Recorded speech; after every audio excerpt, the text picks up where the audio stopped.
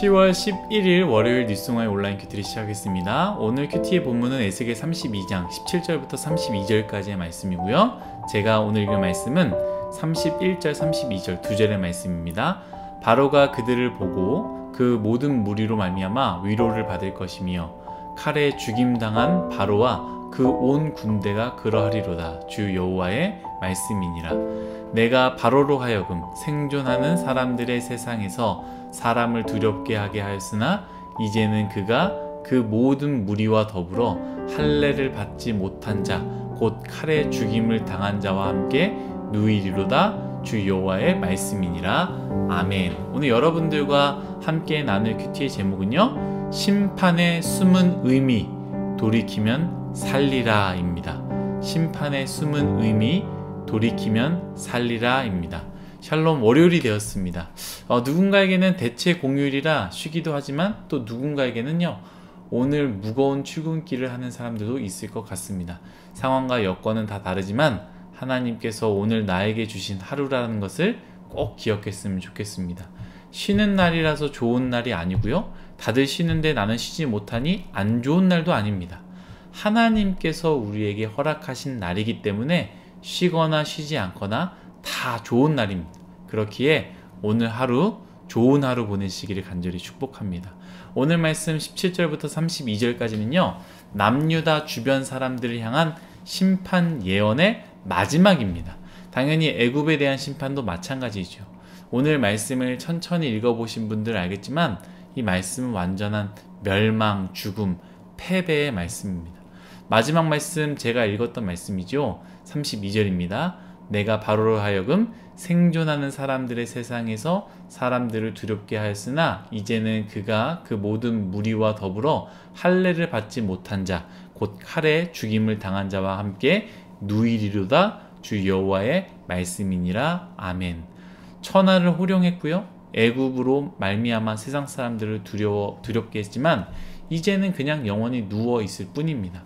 애굽뿐입니까? 22절부터는요, 이미 멸망한 나라들에 대해서 언급하는데요, 아수르가 이미 죽임을 당하고요, 칼에 엎드려져서 그 무덤이 사방에 있었다. 거기에 엘람이 있고, 거기에 메색이 있고, 거기에 두발이 있고, 거기에 에돔이 있고, 거기에 북쪽 방백과 모든 시돈 사람들이 있었다라고 성경은 말하고 있습니다. 그 당시 최고의 용사들이 있었고요, 무언가를 해냈던 업적들이 있었던 사람들이 있었고요, 나라들이 있었습니다. 하지만 지금은 결국 저 스올에 칼로서 엎드려졌다라는 것이죠. 여기서 제 눈을 사로잡은 말씀이 있었는데요, 19절입니다. 이르라, 너의 아름다움이 어떤 사람들보다 뛰어나도다. 너는 내려가서 할례 받지 아니한 자와 함께 누울지어다. 아멘. 세상에서 아름다움이 뛰어난 사람들이 있습니다. 그뿐만이겠습니까? 아름다움 말고도 어떤 사람들보다 건강이 뛰어난 사람, 어떤 사람들보다도 물질이 많은 사람, 어떤 사람들보다도 능력과 힘이 뛰어난 사람들이 있습니다. 그러나 그것이 죽음을 막지 못하고요, 심판을 막지 못한다라는 것입니다.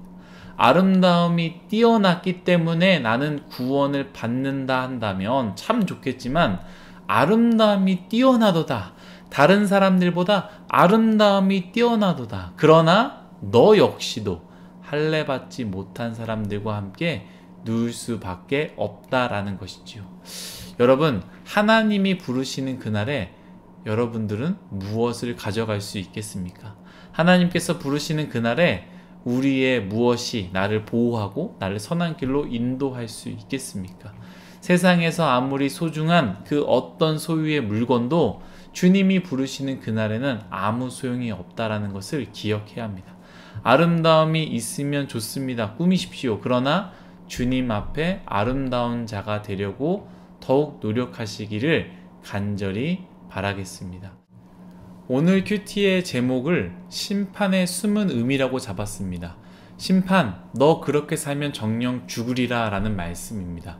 그런데 하나님의 심판의 의미는 늘 숨어 있습니다. 어떤 의미가 숨어 있느냐? 너 그렇게 살면 정녕 죽으리라. 그런데 너가 그 길에서 돌이킨다면 너희가 그 길에서 멈춰서서 하나님께로 나아가면 너희는 살리라 라는 말씀이 숨어 있다라는 것이죠. 에스겔을 통해서 애굽의 북이스라엘의 남유다 또는 남유다의 주변 국가들과 애굽 등 심판의 말씀을 전했습니다. 애굽만 봤을 때를 생각해 보면요, 에스겔 29장 1절 이렇게 시작됩니다. 열째 해, 열째 달, 12째 날에 이렇게 시작하면서 애굽에 대한 심판을 이야기하고요. 오늘 말씀 어떻게 시작되는지 아십니까? 에스겔 32장 17절 12째 해, 그 어느 달 15째 날이라고 시작합니다. 그러니까 2해나 지난 거예요. 애굽을 심판하는 그 이야기를 2년 전부터 이야기해서 지금까지 계속 전했다라는 거예요. 그런데 2해 동안 애굽은 변했습니까? 돌이켰습니까? 아니에요. 변하지 않았습니다. 그대로 살았습니다. 뿐만 아니라 애굽을 의지하는 나라도 마찬가지였습니다. 애굽을 의지하는 이스라엘도 마찬가지입니다. 아무리 에스겔이 선포하여도 2년 동안 아무 일이 일어나지 않으니 심판은 일어나지 않을 거야 생각하면서 그들이 원하는 대로 살았습니다. 여러분, 너무나 중요한 이야기입니다. 너무나 중요한 메시지입니다. 잘 들어보십시오. 하나님의 침묵은요, 아무 일이 일어나지 않는 것이 아닙니다. 하나님의 침묵은요, 하나님의 오래 참아주심이라는 엄청난 사건이 일어나는 것입니다. 사랑하는 뉴스송화의 여러분, 우리의 일상에 하나님이 기뻐하시지 않는 일들을 내가 아무리 해도 일어나지 않습니까? 어떤 일도 일어나지 않습니까? 하나님은 사랑의 하나님이니 이해해 주시고 용서해 주실 거야 라고 생각하십니까? 전에 말씀드렸듯이 예수님은 그 죄에 대해서 정죄하지 않으시지 죄를 용납하시는 분이 아니라고 했습니다. 우리의 일상에 아무 일이 일어나지 않는 것은 아무 일이 일어나지 않는 것이 아니라 하나님의 오래 참으심이라는 엄청난 사건이 일어나고 있어서 나에게 아무 일도 일어나지 않는 것입니다. 우리는 그것을 기억해야 합니다. 여러분, 돌이키면 삽니다. 돌이키면 됩니다. 그러나 돌이키지 않는다면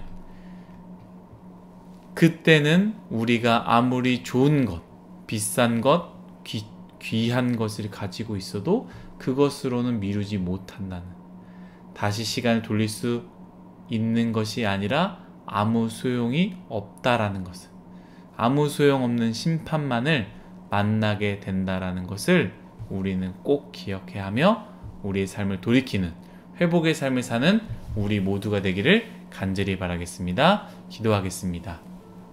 하나님, 감사합니다. 우리는 부족하여서 늘 넘어집니다. 죄 가운데 쓰러지고 하나님이 원하지 않는 일들을 합니다. 그런데 아무 일도 나에게 일어나지 않으니 이렇게 살아도 괜찮다라고 생각합니다.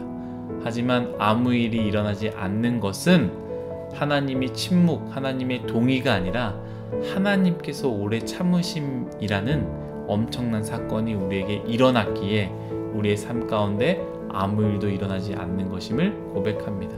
이 말씀을 통해 배웠사오니 하나님, 우리가 멈춰서 돌이켜서 하나님께로 나아가는 우리 뉴스송화의 모두가 되게 하여 주옵소서.